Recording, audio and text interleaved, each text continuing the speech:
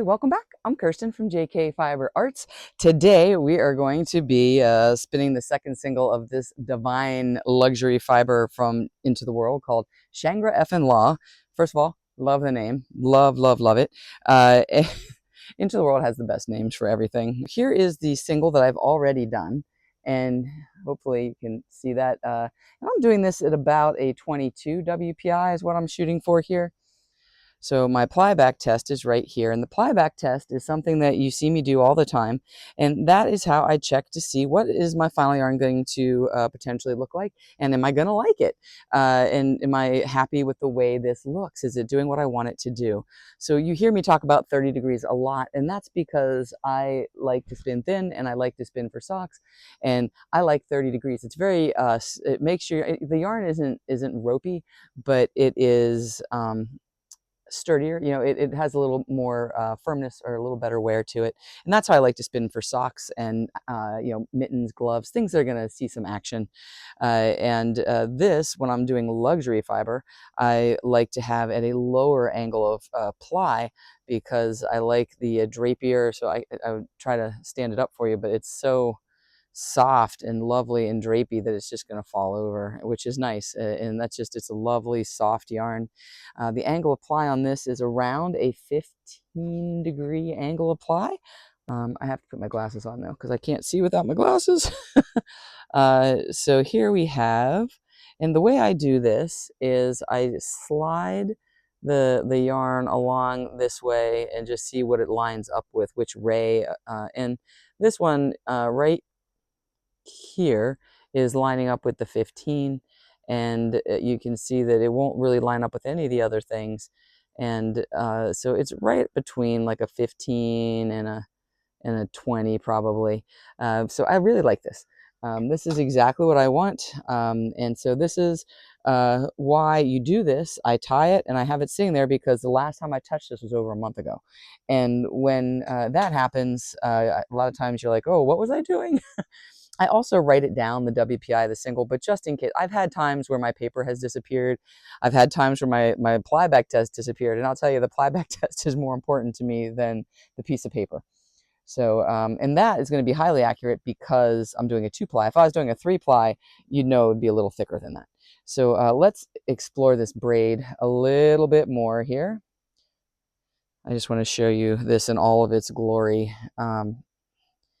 Look at this gorgeousness. You know, there's the silk gives it just the right amount of sheen. It's not super shiny, but it is just divine. And uncoil this up here so we can see everything.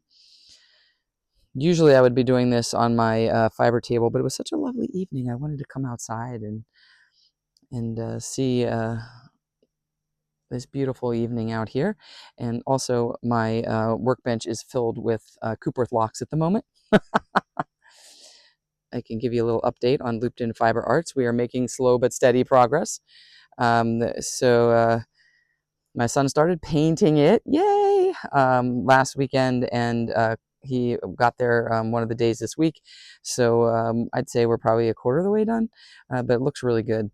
And we ordered furniture. That was the most exciting part. So we have a little checkout area. We got a little checkout desk that's a little L-shaped thing. And we got some cool little comfy chairs and a little comfy love seat.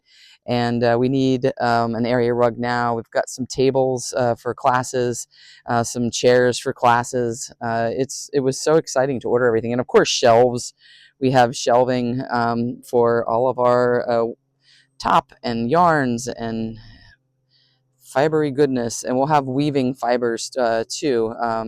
Some cotton. I believe that Diana is working on her end with that, because I'm not super experienced in weaving, but probably some 8-2 cotton is what she's looking at. So look at this gorgeousness here. Oh, it is so soft, and I just love these colors too. Green. And this is over dyed on a natural, I'm going to say it's a natural brown. And that's how you have these nice kind of jewel tones. In fact, I have, yeah, that's a brown under there. See that? Little brown that goes through. That's the natural color of the fiber. and it might be a humbug, so it might be kind of white and brown mixed together. I have some of this, and I am going to dye some up here, so it's going to look really cool. And I was actually thinking of using similar colors. I was going to use, I like purple and the gray and the blue together, so I was going to do some of that with the green as well. Can't go wrong. You really can't. But this, look at how beautiful this is. So let's get to our single. And I already sort of started the single too. I haven't had a lot of time lately, so anytime I get to just pop over and visit my wheel is a good moment for me. And sometimes I don't want to video it, I just want to enjoy it. So I did this whole first single, like I said, about a month ago, and I haven't really had a chance to get back. So here we are, all set up. I wrote down that I was using my Matchless double drive setup here. And this is in the small whirl on the bobbin and the larger whirl on the, well, this is the whirl and the larger whirl. And I have my auto level winder on here, and this is my shacked Matchless, and I do really like this wheel. It's an older one. It's from 1991, and it is a single treadle, but it has like a cool platform. So all the modern ones do this, right? They're all double treadle. Mine does this, and I have both feet on it, and I just push with 2 feet at once. So it's interesting. You can convert it to a double treadle, but it costs a fair amount of money, and I don't really feel like I need to. So I am really fond of this wheel. I've enjoyed using it so far. So let's get started here. When I went to do my video check to make sure everything looked good, I realized you couldn't see where I was pointing to. So for the bobbin, the small end of the bobbin and the large whirl here. And that is how we're going to continue on. The other thing that I'm going to do is take off my socks, because they make it too slippery. Which is a whole nother thing, because in the summertime, I do like to spin barefoot. I fortunately don't have sweaty feet, which, you know, a lot of people will say, hey, you don't want the oils on there and it gets really dirty. One, my feet are really clean. And two, I don't have sweaty feet. And so I do this occasionally in the summertime. Usually I wear my slippers, but right now it's so beautiful out and my slippers would be too hot. So here we go. I'm just going to pick up where I left off.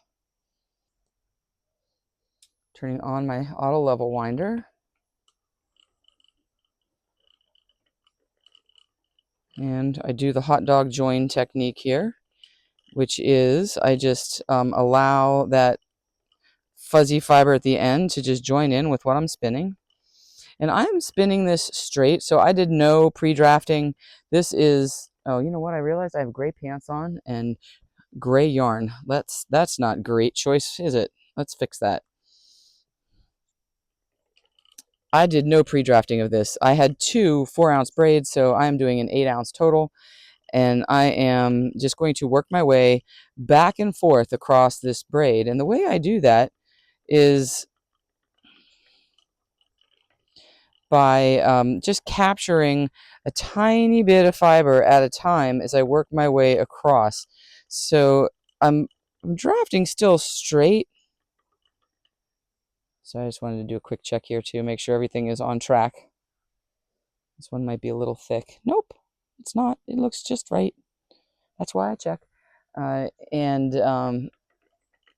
So you can see now that I am on the left side here of my braid, and I just worked my way over from here. So you see this is shorter, this is longer. So I'll work on this until it gets down to here, and then I'll work my way across. And you can do this any way you want to. I do like to add a little bit of the fiber from the next color transition, and it kind of blends it together a little better. So as I'm doing this, all I'm doing is I'm just catching, let me see if I can do this slowly. As I'm drawing out here is my drafting triangle right here. You see that? And as I am drafting, I am allowing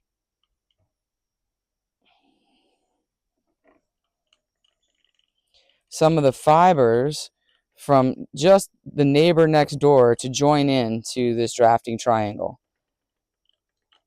And as I do that, I'm working my way across this braid. And if you look here, so here I'll make a bigger jump because you can see that this one's pretty short already. So see these little tiny feathers right here, very tiny.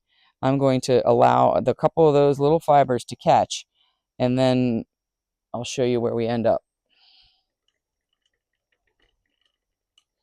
And see, just like that, I'm over here on this end. And see how nice and smooth this is? There's no joint or anything. It's just a continuous working back and forth. What else is happening in the exciting world of shopland?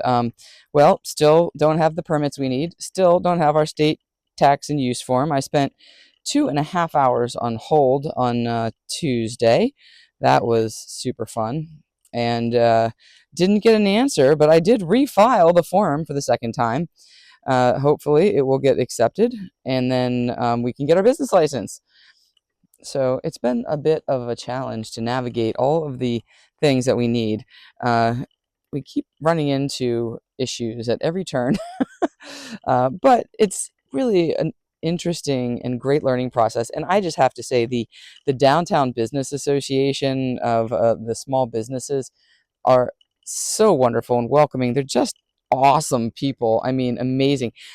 You guys are lucky. I had bought some silk ahead of time before the tariffs, and I have a fair amount of it. So I will work on that as well. At some point, we'll get that dyed and up in the shop. Currently, I'm working on bats for our first class. We're going to do the sheep to felted shawl class, and I think that's going to be great. And I am dyeing all the locks for that, and then making bats that we can felt with. It's going to be really fun. If you're in the area and you want to do the class, I'll let you guys know when we start registering. And if it fills, we'll have more than one. Life is good. Just got back from a bike ride, went to DC. I was really happy because I lost 1 pound, and all I did was eat in DC and ride my bike. So I was afraid to get on the scale. I was just like, there's no way that this is going to be good for me. We only ate out 3 times in 2 days, and we ate so much food in those 3 times that, I mean, I felt like I shouldn't eat for a week afterwards. Oh, the other cool thing was we were at Mount Vernon, which is George Washington's home in Virginia, and we rode our bikes up there, and we went around the outside of the place a little bit. We didn't go in and do the tour. One, we didn't have enough time, I don't think, to give it credit to do the full thing the way it should be done. We'll definitely go back and do it again another time. But we went and like looked around and went to the gift shop and found the cutest, oh my gosh, they're adorable sheep, and they actually look like sheep. The black face, the black legs, they were really well done. And so Mike got me 2. A bigger one and a little one, baby one, and we're gonna have those be our shop sheep. All right. Oh, so pretty. I think I've got a little thin when I was talking to you because thin is my default, Let's turn this off for a second. But you know what? It's not bad. It's not too bad. I think it is a tiny bit thinner, but all things considered, pretty darn close. Turn it around so you can see it, right? Doesn't matter if I can see it. Oh, we are spot on exactly where we were before with that 15. This is more like, yep, 15. It's 15 right on the dot. Right on the dot. Perfect. One of the things that we keep talking about is balance yarn. I get people ask, how do you decide what angle you're going to ply at? And the short answer is depends on how you spun your single. Because if it's a nice balanced single and you have a consistent ply, then you will have, a consistent single twist, then you will have a lovely balanced ply.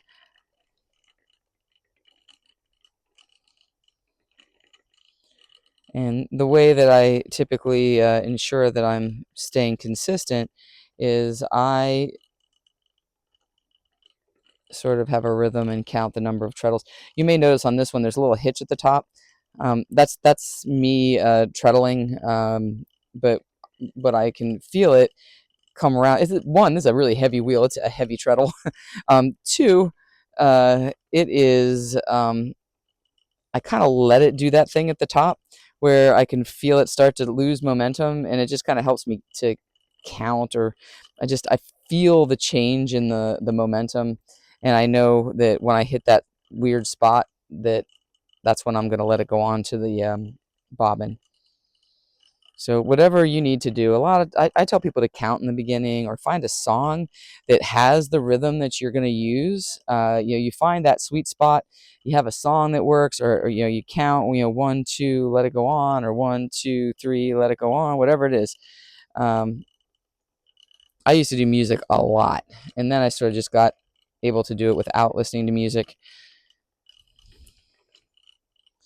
All right, so I am going to continue on here with this beautiful gorgeousness, and then we'll be back to do this 2-ply. Just look at this gorgeousness. We are ready to 2-ply.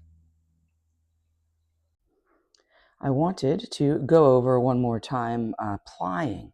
When you 2-ply, you want to have your yarn behind you, and whatever side is your non-dominant hand, and to the left. We'll ignore the wrinkle in my carpet. That's Finn. He runs so fast and stops that the carpet all bunched up. So what I do is the yarn should be coming off the side of the bobbin, your singles, for plying. You don't want to set your Kate this direction. You don't want it to pull off the ends of the bobbin like that. You want it to come off the side of the bobbin. That will affect your twist when you're trying to ply if you have your Kate turned the other way. And try as I might, it's rare to find anybody that tells you this. So if you're new and you have an arched Kate, you want the yarn to come off the side, not the end of the bobbin. And I've decided we are using my lovely, honest, true Sonata. And that's because this is an 8-ounce spin. I really wanted to use the Fantasia just because I am in love with that wheel. But it does not have a jumbo auto flyer. It doesn't have a woolly winder or an auto level winder. So we are going to use my Sonata, which is also amazing. And we're going to, because it has a jumbo bobbin. So I have the jumbo flyer, jumbo bobbin. I still don't think I'm going to fit all 8 ounces on there, but nothing's going to stop me from trying. Letting all chores go. We have laundry to fold, and we have a super tired dog because he got a nice walk before we started. The plying wheel that I am using today, well, it's a spinning wheel, but when I first justified this to my husband, way back when I was just starting my herd of wheels, my best friend told me that all you have to do is tell your husband that you need a separate wheel for plying. And I did, and lo and behold, he was like, oh, that makes sense. That sounds really reasonable. And I was like, yes, it does, doesn't it? So this is my plying wheel. But actually, it does all kinds of stuff. And I like spinning art yarn on it too. Although now that I have the Fantasia in my herd, I might start using that one for art yarn. I haven't tried art yarn on her yet, but I think that it's going to be awesome. So Sonata, this is a single drive wheel, so the band only goes around once. A double drive would be a figure of 8, and you would have one of the drive band would go over your bobbin and your whirl. Obviously not in this configuration. And the double drive, single drive, it's just personal preference. I like the double drive wheel for spinning singles. I have the ultimate control. But single drive is also excellent for art yarn, for plying. I mean, you can use it for everything. So this one is my Sonata, and it is single drive. It has Scotch tension, which is running around the back here. And this is how I adjust. I have a little peg here in the front, and this is how I adjust my draw. And I also have people ask, why do I start here? I'm just starting here because this is where it left off. In fact, I'm going to unwind this a bit because I don't have much of a tail here. I do always unwind it back to the beginning because I never know if I was going Z or S the last time I used this. So, and what I do, and I always put my leaders on as loops. So like this, just in case I'm going to end up chain plying or something, it's just easy. And I reuse the same leader over and over and over and over again. But when I'm two plying, I don't really need to anchor it through here. I just overlap it a little bit, and then it just slides off at the end, and you don't have to worry about trying to cut it off. Oh, and do you see what I just did? So we spun this Z, and we want to ply it S. There's like no draw on this at all, though. There we go. Immediately I noticed because it wasn't grabbing. Now remember, for this, on my plyback test did not have a lot of twist on it like I normally would have the 30-degree ply angle. So I'm running this through pretty quick here, and then we're going to take a stop and see if I'm underplying it. And let's just make sure here. I think I might be underplying. Yeah, see, this is too underplied. Do you see how it's like separating, and it does not look great? And so I need a little bit more twist before I let it go on. So instead of going right away, I'm going to do like a 2-beat. A nice 1, 2 on. The way that you can change your twist for your angle of ply is you can either speed up your treadling or you can change your whirl. So I could say, okay, say I want to go fast, I can put this down to the smaller whirl. So now my ratio, see, this is still a little underplied. So I want this to be faster. And then now it should be same. I'm going to try to maintain my same treadle. I was treading a little slower than I normally do because I try to slow everything down for you guys. But if I go now to what I was doing, which was basically kind of just the amount of time it takes me to bring my hand back to my other hand, which by the way is right here, and I'm holding like this. I'm not sure how far up you can see on my body. So now if I do that, my 1, 2, and I stop, now it's perfectly plied. Let me pull my hand back so you can see it from a little further away. Oh, here, this is a better one too. It's got some green. So now look at this. Now I really like that. And we just have that gentle kind of fold over there, which I am absolutely fine with. And remember, this has got Polwarth in it, so it is going to plump a bit. So I think that this is going to give us a lovely yarn. At the end of this video, if I remember, if I forget, I apologize in advance because I am really working hard to still get videos out and working on the shop. But we're planning our classes for the next 3 months, and we're workshopping them ourselves, going through, making sure that we get the results that we want, making sure that we can explain and teach it properly. And we are doing the felted sheep to shawl for our first project, and I think it also makes a beautiful table runner. So I'm going to show you the table runner version when we're done here because I made a fall Polwarth locks blend, which you saw me using last video. I think it was, or no, earlier in the fall, which they all sold pretty quick. But I had a bunch of dyed locks that I just hadn't got around to using yet. So I used it for my test felting course to see, what to time it, see how long does it take, how many hours should we allow for the class and things like that. And can I just say, it turned out so awesome. I'm very excited. I'm going to definitely dye another round of the fall colors in case anybody wants to do that. And then we'll have different bats to choose from. So when you take the class, you'll get to pick your bat off of our shelf. Well, 2 bats actually, because it takes 6 ounces. So you'll pick 2 bats and start making your wrap / table runner. When I made it as a wrap, and Diana wore it as a wrap, and it looked really cool. But as I was looking at it, I was like, this would be amazing as a table runner. Let's see where we are. Sometimes when I start talking about the shop, I get a little overexcited and start treadling faster. Oh, this looks good. The other thing I wanted to remind you all of, 2-ply does not hide any sins. So I'm looking here and I can see that this is a little bit, actually this is what I want here, and this is a little bit thinner here. I'm going to put one little more treadle on that. And we are right smack dead on 15. So I will see you back here soon for the final yarn, and I'll try to remember to show you the table runner. I finally got it, the finished yarn. Look at this. Oh, it's so pretty. I am really excited about this. And I have 8 ounces, and the best part was Mike put this around his neck last night, right before I put it into soak, and he wrapped it around twice, so he was wearing it like kind of like a choker chain but looser. And I was like, oh my gosh, that's gonna make a beautiful cow. And hat and mittens, because it's 8 ounces. I can do all of it.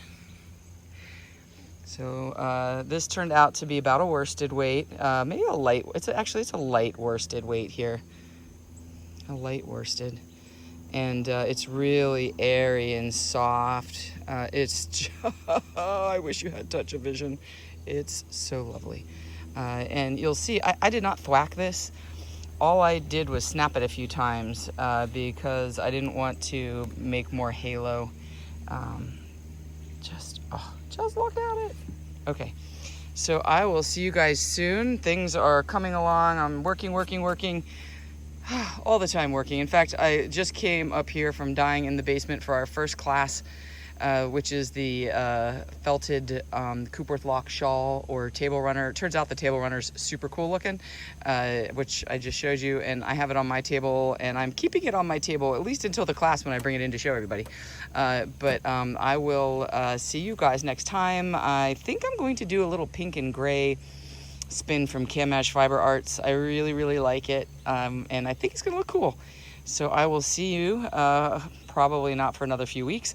Sorry the videos are a little sparse, but it's going to get better. I just have to get through this initial push, but we are getting close. So I will see you guys next time. Until then, spin happy.